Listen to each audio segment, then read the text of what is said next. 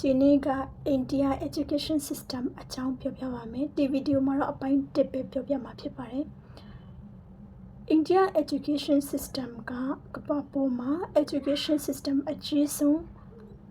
System ထဲမှာပါတယ်။ India Education System ရဲ့ structure ကိုပြောရမယ်ဆိုလို့ရှိရင်အကြည့်ကအဖြစ်သူက6ပိုင်းခွဲထားတယ်ပေါ့နော်။ Pre-primary လို့ခွဲထားတယ်ပြီးရင် primary upper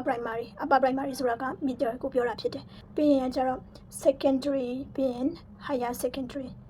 higher education ပထမဦးဆုံးအပိုင်းဖြစ်တဲ့ pre-primary ဆိုတာက nursery ကလေးတွေအတွက်ဖြစ်တယ်အသက်3နှစ်ကနေပြီးတော့6နှစ်အထိပေါ့နော်ဒါပေမဲ့ is not compulsory ဒါပေမဲ့အဲ့ဒါက common အရင်ဖြစ်တဲ့မြို့တိုင်းလိုလိုမှာအသုံးပြုကြတဲ့ဟာတော့ဖြစ်တယ်ဒါပေမဲ့မဖြစ်မနေလုပ်ရမယ်အဲ့လို compulsory အနေနဲ့တော့မဟုတ်ဘူးပေါ့နော်တစ်ခုကကျတော့ primary ပေါ့ primary မှာဆိုလို့ရှိရင်သူကgrade 1ကနေပြီးတော့5အထိကို primary လို့သူကခွဲထားတာဖြစ်တယ်အဲ့မှာကျတော့သူတို့ကအတိကဘာကိုခွဲထားပြီးမှသင်ပေးတယ်လဲဆိုလို့ရှိရင်အိန္ဒိယမှာကသူ stage တွေအများကြီးရှိတယ်ပြီးရင် board တွေအများကြီးရှိတယ်ပေါ့နော်အဲ့မှာ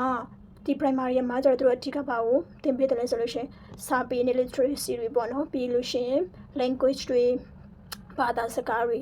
အတိက focus ထားတယ်နောက်တစ်ခုက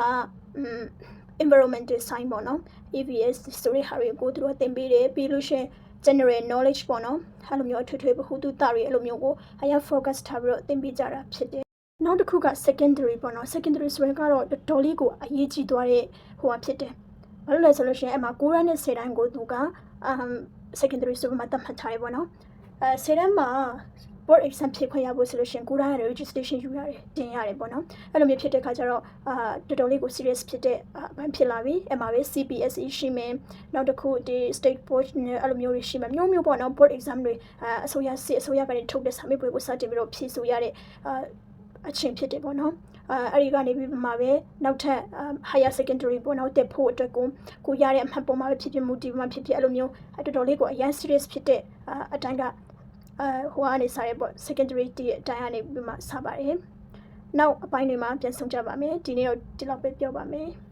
အားလုံးကိုကျေးဇူးတင်ပါတယ်